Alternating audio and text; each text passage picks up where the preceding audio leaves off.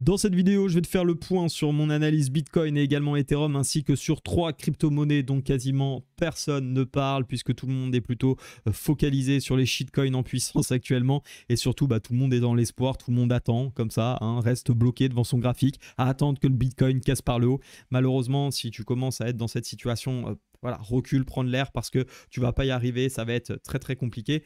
Donc n'hésite pas à prendre du recul, à couper les réseaux sociaux, concentre-toi sur tes graphiques, sur ce que tu vois, interviens quand il y a de l'action et reste à l'écart tant que c'est compliqué et tant que tu n'as pas de signaux clairs. Voilà un bon premier conseil pour démarrer. En tout cas, bienvenue sur cette vidéo, bienvenue sur la chaîne également si tu ne me connais pas encore. Je suis Riquet, je suis un passionné des marchés financiers, d'analyse technique. J'interviens sur les marchés actions, crypto-monnaies, forex et également tous les après-midi. Je scalpe les indices américains et notamment mon petit chouchou, le Dow Jones. Donc n'hésite pas à t'abonner si tu veux tout simplement suivre l'actualité des marchés financiers. Je partage régulièrement des vidéos sur des analyses que je fais et tu peux profiter tout simplement des analyses que je fais et derrière à toi d'appliquer tes stratégies pour entrer en position. D'ailleurs, si tu veux démarrer sur les marchés financiers avec vraiment du contenu plutôt qualitatif, j'estime, puisque c'est moi qui l'ai fait, tu as ma formation gratuite en description tout simplement de cette vidéo ainsi que la newsletter. Abonne-toi, je partage également des plans écrits cette fois-ci, donc tu retrouves des PDF dans lesquels je t'envoie tout simplement les news et également tu as un journal de trading si tu le souhaites que tu peux te procurer pour tout simplement structurer ton approche trading. Voilà, j'ai pris 1 minute 30 pour introduire cette vidéo, trêve de bavardage, restons bien focus. Donc Bitcoin, Ethereum plus les 3 crypto-monnaies, c'est parti. Alors concernant le Bitcoin, quel est mon avis? Bon, alors concernant le Bitcoin, je suis bien évidemment toujours baissier, d'accord, il n'y a pas de nouvelles, c'est pas parce que ça fait 3-4 bougies vertes qu'on fait en daily que automatiquement je passe acheteur.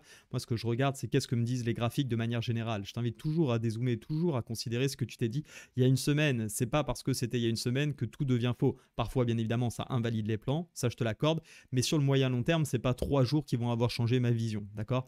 Donc ma vision elle reste baissière. Ça veut pas dire que je vais chercher à vendre tout et n'importe quoi, mais je cherche tout simplement des ventes dans ce marché. Pourquoi? Parce que tant qu'on est en dessous notamment de la zone des 18 200 18 500, grosso modo, on va prendre simple, 18 500, j'estime que le marché reste tout à fait baissier. On le voit, on fait des plus hauts toujours plus bas et des plus bas toujours plus bas. Donc vraiment pas de raison de chercher des achats, d'autant qu'en weekly, on est baissier et en monthly également, tout comme en daily. Donc éventuellement, l'unité de temps qui commence à être pertinente pour des achats, c'est du 4 heures. Donc c'est du très court terme. Attention à ce niveau-là, si tu es là pour du moyen long terme, attends des signaux de retournement de reprise. N'essaye pas d'acheter le bottom, ça n'a pas d'intérêt, tu vas prendre trop de risques dans un marché baissier à essayer de payer systématiquement le bottom. Donne-toi un maximum de chances d'être de nouveau dans une tendance haussière, donc d'attendre d'avoir au moins, si tu ne veux pas attendre que ça soit vraiment une tendance haussière, mais au moins une alerte, finalement une figure de retournement ou tout simplement une pression acheteuse qui est vraiment présente et dont les graphiques te disent ok, on est prêt à repartir à la hausse. Donc pour moi, pour avoir un potentiel niveau acheteur et on commencerait éventuellement à chercher des achats sur le court terme, encore une fois, ce ne serait pas suffisant pour moi pour payer vraiment ce marché sur le long terme, mais ça serait de revenir au-dessus des 18 500, d'accord? Donc attention à ne pas confondre les unités de temps parce que j'entends beaucoup de personnes qui sont là pour le moyen long terme sur la crypto-monnaie et qui viennent derrière me dire oui mais en 1 heure j'ai vu que, mais si tu es là pour le moyen long terme, qu'est-ce que tu fais en 1 heure, d'accord? Donc sois très très vigilant là-dessus, soit tu fais du trading intraday, day trading, et dans ce cas-là, ok, descends sur les plus petites unités de temps et joue des scénarios courts, d'accord? Si tu interviens en 1 heure, tu fais bien ce que tu veux, je suis pas là pour te faire une leçon de trading, mais ça n'a pas de sens pour X raisons d'acheter ici et d'aller chercher 45 000, d'accord? Il y a bien d'autres niveaux de trading et de day trading à aller chercher avant, donc voilà, fais étape par étape, définis bien tes plans, ça c'est très important parce que dans la crypto-monnaie, j'ai l'impression que beaucoup sont complètement perdus sur leur stratégie parce qu'elles sont, à mon avis, à mon sens, mal définies, et donc du coup tu sais jamais si tu es là pour du day trading, du long terme, du moyen terme. Définis avant de rentrer dans tes trades sur quel horizon de temps tu es et ça t'aidera bien évidemment à prendre position à l'achat comme à la vente. Tu peux très bien être achat à long terme et vendeur court terme par exemple.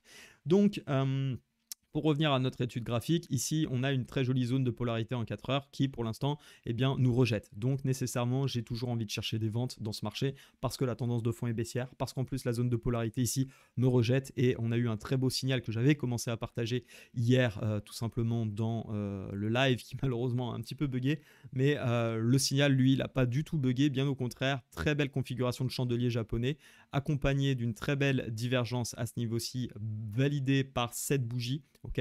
Et donc ici, on avait clairement à 20h, du coup à partir de 20h, un signal vendeur. Maintenant, marchera pas, ça bien évidemment, j'ai envie de te dire, on ne peut pas savoir. Statistiquement, on a des fortes chances de réussite. Donc moi déjà, tant qu'on ne casse pas ce niveau-là, aucune raison de chercher des achats. Maintenant, toujours donc chercher les ventes en allant chercher d'une part, pourquoi pas, cette oblique ici et plus loin, le retour sur ce niveau-là. Encore une fois, moi je reste très baissier. Hein, donc déjà aller rechercher le niveau des 15 000 et ensuite plus si affinité. Maintenant, bien évidemment, je ne suis pas complètement têtu, un peu, mais pas complètement.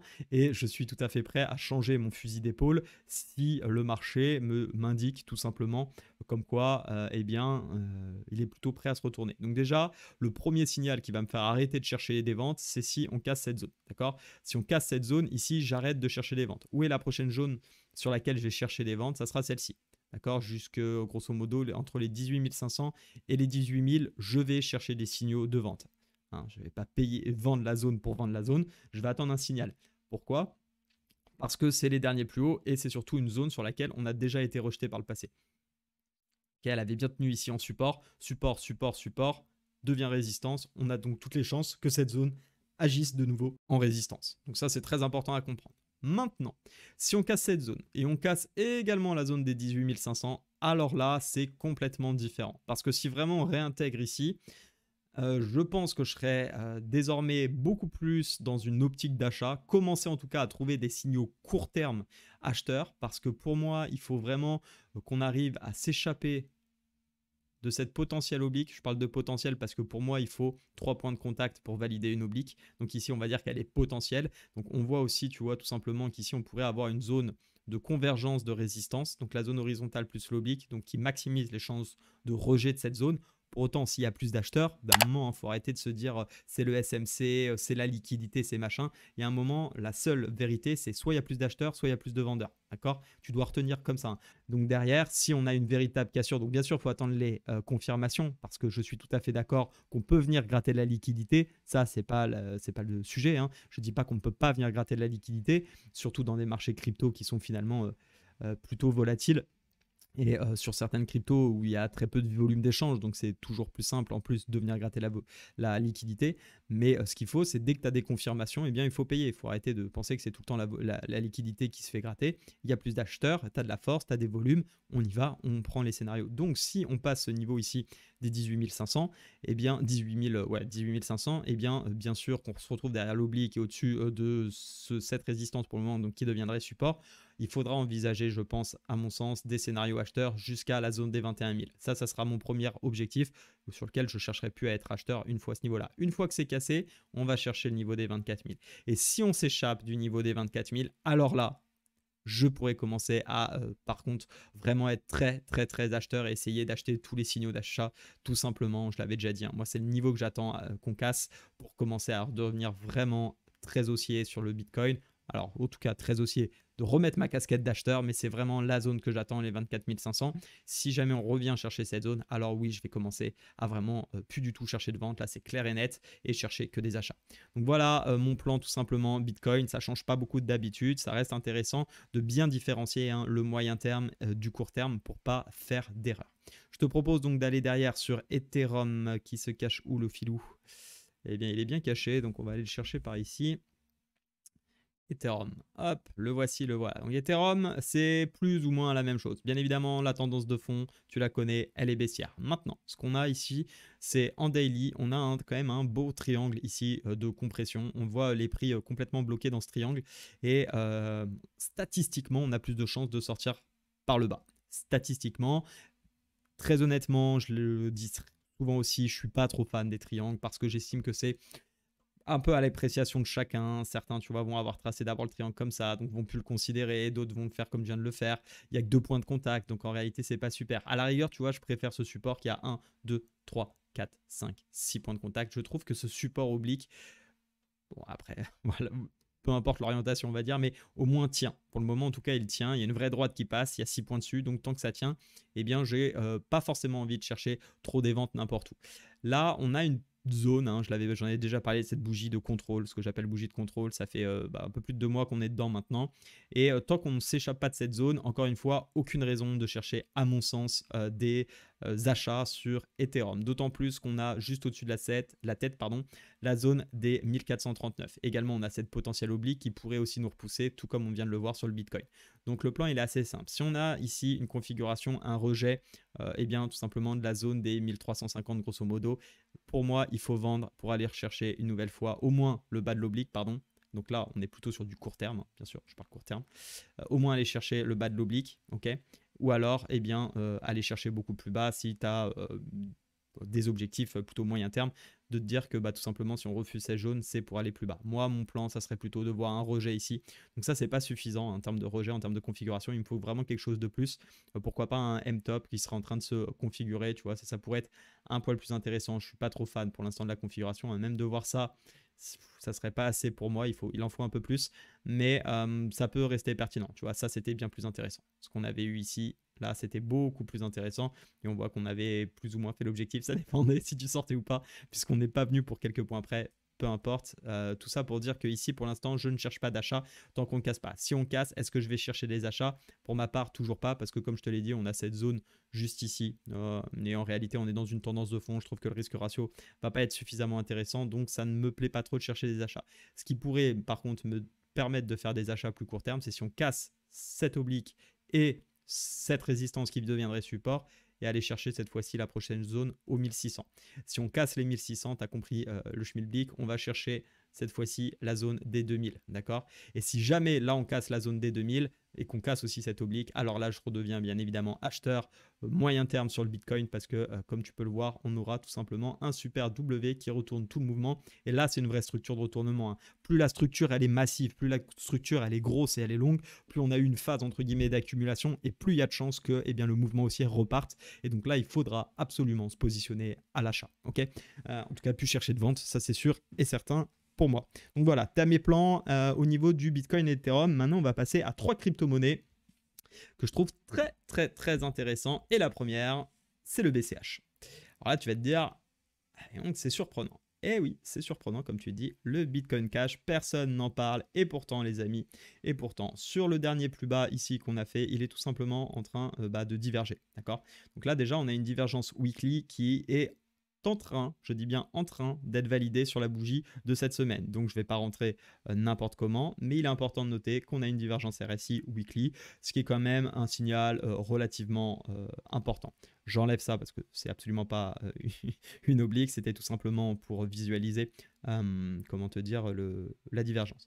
Maintenant en daily, lorsqu'on descend, qu'est-ce qu'on voit? Déjà, on voit qu'ici, pour le coup, il y a eu un refus, d'accord, de casser la zone, et ça a été racheté. Donc déjà, très grosse bougie qui ravale. Enfin, quand tu as un maraboutou comme ça qui casse et que tu te fais totalement ravaler, donc gros faux signal vendeur, ça montre quand même qu'il y a du monde qui est là pour payer cette zone, ok. On a une oblique. Cette oblique, pour le coup, je l'apprécie parce qu'un point de contact, quasiment deux, mais surtout 2, 3, 4 points de contact. Donc là, on est en train de la travailler actuellement. Si elle casse, si je dis bien si elle casse, ça va commencer à beaucoup m'intéresser. Qu'est-ce que je vais attendre? Je vais attendre bien évidemment qu'on valide la cassure et qu'on casse ensuite le niveau des 126. Et si on casse le niveau des 126, alors je vais essayer de trader à l'achat cette zone. D'accord? La zone ici des 126 jusqu'au 156, c'est clairement la configuration que je vais essayer de payer. Ok, ça c'est sûr et certain. Pourquoi? Parce qu'on a cassé une oblique baissière. Donc déjà, tout ce mouvement baissier, a priori, on n'y est plus. Et il y a de fortes chances que si on casse, bien tout simplement cette zone, on aille chercher la prochaine zone. Et la prochaine zone, connue en tout cas, c'était celle-ci où on avait fait tout simplement un point bas, une mèche qu'on a cassé, qu'on a retesté, qu'on n'a pas réussi à passer. Donc ici, je prendrai 100% de mes profits de toute façon sur le scénario acheteur, et j'attendrai une cassure. Et si on casse, alors là, c'est reparti. On ne cherche que des achats. Donc voici la première crypto-monnaie que je trouve vraiment très intéressante. La deuxième, c'est le WOO. Je ne sais pas si vous connaissez cette crypto-monnaie. Pour ma part, je la trouve dans une configuration tout simplement splendide, déjà plus avancée que le BCH. Pourquoi? Parce que tout simplement, déjà, on a tenu ici, d'accord, le dernier point bas. Ok, donc ça c'est très très important, et surtout on a déjà fait un premier W. Ici, ce W, on ne peut pas le nier, il existe. Alors, est-ce que ce W, comme j'aime bien le dire, est-ce que ce petit W en termes de taille peut retourner tout ce mouvement baissier? Là, la question, elle est très compliquée à répondre, bien évidemment. En tout cas, court terme, elle peut nous amener à effectivement retourner un petit peu cette tendance. Maintenant, attention, on a, tu vois, cette oblique potentielle et on voit hier qu'on a rejeté. Donc, je vais être très, très vigilant. Je ne vais pas rentrer comme un malade, encore une fois, mais ça n'empêche que cette oblique, on pourrait très bien venir pullback et si on valide et qu'on finit par casser au-dessus, dans ce cas-là, il faudrait essayer de trouver des scénarios acheteurs jusqu'à la zone des 0,1750 grosso modo. Et si là, on casse tout simplement le niveau des 0,20, alors là, je peux te dire que le Wu, on peut se repositionner à l'achat. Ici, on peut très bien également commencer à chercher des achats, d'accord? Parce que cette oblique, c'est une oblique. Déjà, moi, je préfère largement les niveaux horizontaux. Et très clairement, vu la cassure et vu qu'on le fait qu'on n'est pas retesté, si on a un petit signal ici d'achat sur les plus petites unités de temps, notamment 4 heures et 1 heure, j'hésiterai pas à payer parce que ces configurations, je les connais. Oui, ça ne marche pas à tous les coups, c'est évident, mais statistiquement, ça marche très très bien. Et avec un signal, bien évidemment, 1 heure ou 4 heures ici, j'achèterai les yeux fermés. Que ça marche ou que ça marche pas, ça c'est l'avenir qui me le dira. Mais la configuration, elle est top de chez top. Et la dernière crypto-monnaie dont je voulais te parler, c'est le GRT. Qui lui, un petit peu dans la même optique, mais il a quelque chose d'encore plus intéressant, je trouve.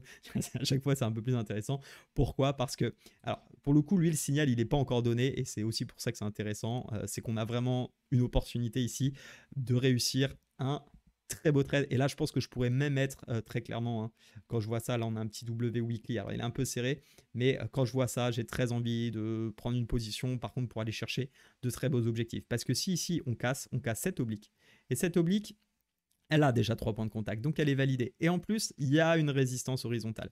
Pourquoi? Parce que tout simplement, on avait fait support ici, on a fini par casser, on a retesté une fois, 2 fois, ça a échoué. Donc si on arrive à casser, il y a de fortes chances que cette zone devienne donc support. Et payer cette zone derrière, ça veut dire qu'on s'est affranchi de l'oblique, affranchi de la zone ici, affranchi de ce dernier plus haut, si on casse et qu'on se réappuie. Et dans ce cas-là, il faudra payer ici le GRT, bien évidemment. En tout cas, moi, c'est ce que je vais chercher à faire. Et on aura ici une très très belle configuration de retournement haussier. Et là, je pense que je peux commencer, en tout cas si c'est un coin qui te plaît, pour le moyen terme, à commencer progressivement à accumuler du GRT. En tout cas, sur cette potentielle montée qu'on pourrait avoir. Charge à toi de voir si le GRT est une crypto qui t'intéresse. Mais en tout cas, techniquement parlant, c'est tout à fait ce que j'adore. C'est exactement, tu vois, le type de configuration que j'avais eu ici sur le fantôme à ce niveau-là.